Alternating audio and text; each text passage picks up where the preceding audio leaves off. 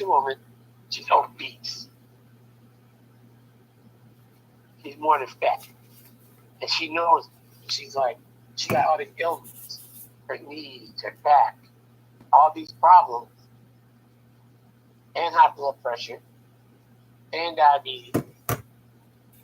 And then she tell, that's why I kind of stopped talking to her too, because it's like you give a phone to Kim, and you tell me all your issues, and I tell you you need to get something taken care of, but then you just hear me out a year later, and you just talk about the same thing, right? And then if I suggest something, then you say, okay, what's that guy trying to go to LA? That little whatever guy. Oh, yeah. So imagine him giving you medical advice. He fucked up, and you listen to him. You taking his word, and I'm telling you, Kim, I'm just telling you out of blue, go get checked out and go to the doctor and deal with the problem. But then you like, yeah, you blew it off. But then when you start telling me, yeah, I'm going to check this out, and homeboy told me this, or Dalton told you. Dalton told me this, and this. See, it's like there's levels of respect. So you don't respect me, so you ain't gonna take none of my life. So there's some guy who hasn't been through shit you went through. You don't take his, you know. But so what she got is a nurse practitioner, retired, that they hang out with, and she listens to all what she says. And I'm like, she's a nurse practitioner. She is not the doctor. But she's like, oh, the doctor. She does everything doctor do. You know, da da da. I'm like, she administered medicine or shots or whatever. She don't do what the fuck the doctor do. That's like that movie I was telling you about, The Good Nurse.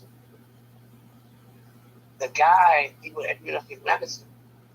And then doctors come in and check on him every day. And then they look at the charts and what people have done to, you know. So he was giving this dude Lanacane, which he was allergic to. So he was secretly, so what he would do, he would go in the drawer, to open the drawer to get the medicine. He would get it out, but then he would cancel. So the door is open, but he would cancel it, and then he would close the door back. But he would take out the medicine. So it's not like he checked it out himself. So now they got to figure out. So the nurses, they was checking out the dude was getting shit out the drawer, but he wasn't putting it down like he took it out. And then he was putting it in the IV bag. And then the other nurses would take it to hang it on that person.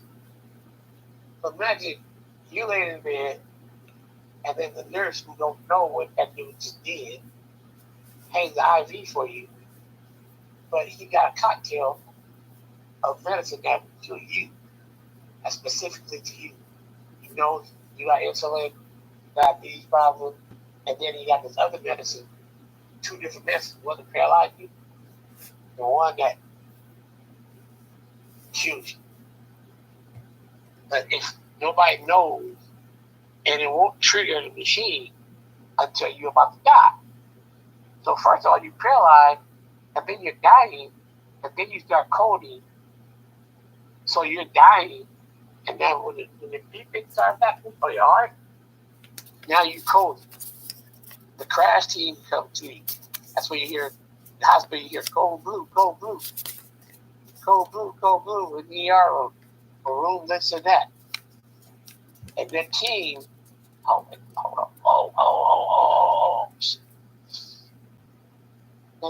there's a team that's on that blue team or the green team, and it's like multiple doctors, nurses, and it's pretty much a revive team. So somebody jumps on your chest, pumping your blood, and checking that. Doctor comes in, gives him epidural for his heart, not epidural, but the shit that pumps your heart back up, so they give you a shot straight to your heart. Then he's like, okay, start compression. And then he's doing the thing, the shocker thing. We're like, okay, probably lead up to this. Everybody clear?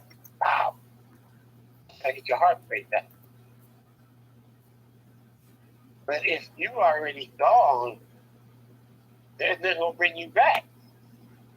So somebody gave you something that's killing you, there's nothing, and then they don't know what you took. See, there, if they knew, like, okay, we got you a certain medicine, so they know if something adds up, they can give you something to alter the reaction. But if dude finds you some shit and they don't know it, so the doctors don't think give them the stuff that you're supposed to revive people with, but that shit don't work because somebody just gave you some other shit. That's why. Okay, so there used to be a TV show called on CBS. It was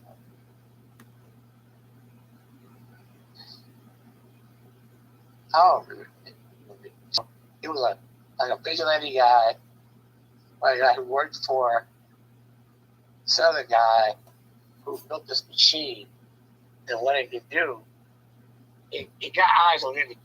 It can computer can go in and access all cameras, street cameras, and everything everywhere, right?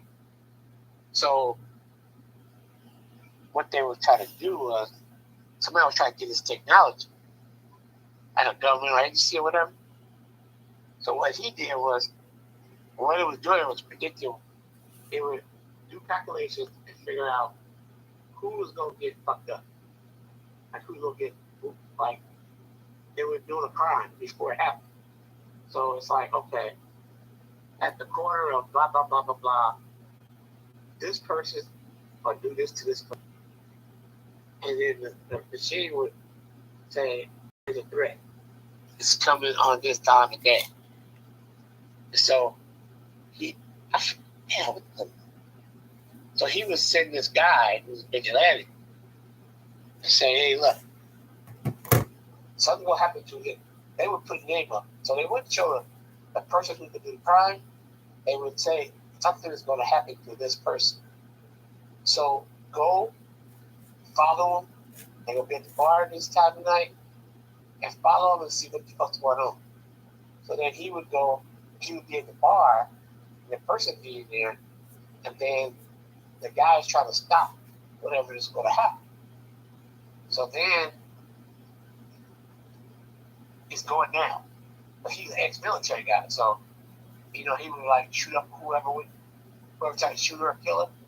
He would save her, the girl or the guy, and he would take them to a secure spot and like put them in a hotel and say, look, stay here until we figure out who's coming for you. But then in the computer, let's say the computer started tripping one time, right? And what it was doing was it was targeting people. So what they were doing was it was going to the hospital and it would change the medication the person needed. So let's say it's electronic, it would access the computer and change medicine. But it would fix cocktails to kill the person. And then if you try to change it or question it, the camera was in the room and it would show the person like, what's going on here? And it would record him.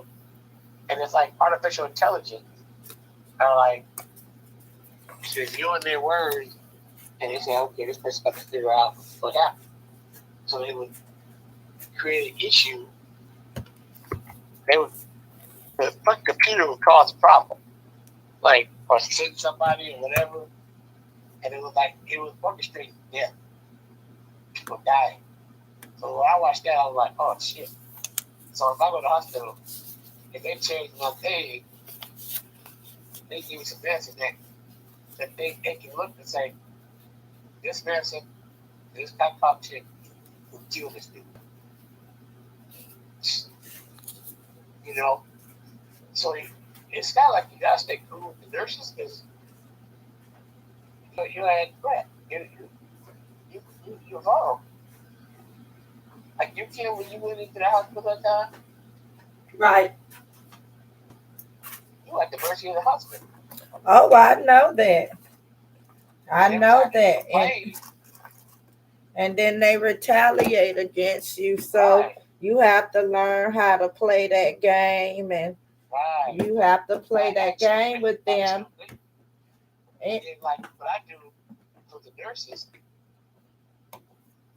I get a report with them, and they telling me, okay, these are the medicines. They already got a record of my medicines, right?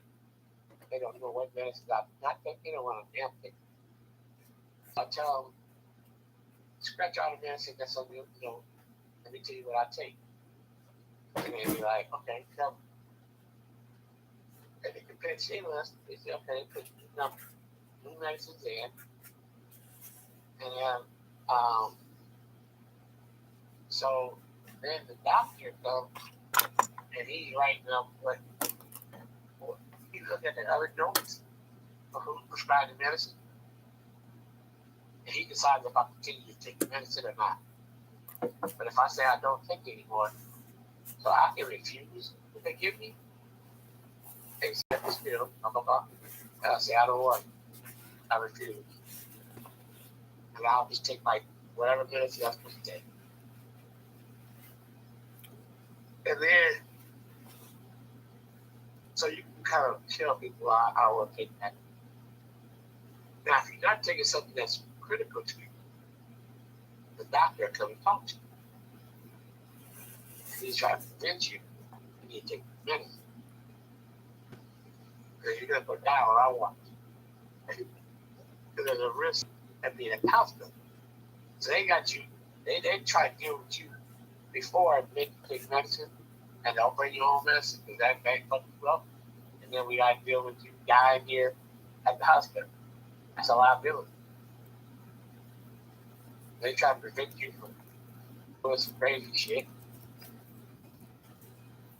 And even if they do mess up, they don't cover it up anyway. So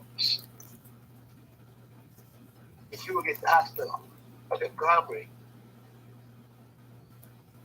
usually hospitals are managed by company, big company. So like they may lose money or whatever. So the company comes in and buy out the hospital. That's why you see a network of hospitals. Like Tibet, TMET, that's the company that buys the hospitals. So it's kind of like they're going to take the supply, but now the products come from a central location. So they get discounts for buying stuff in bulk.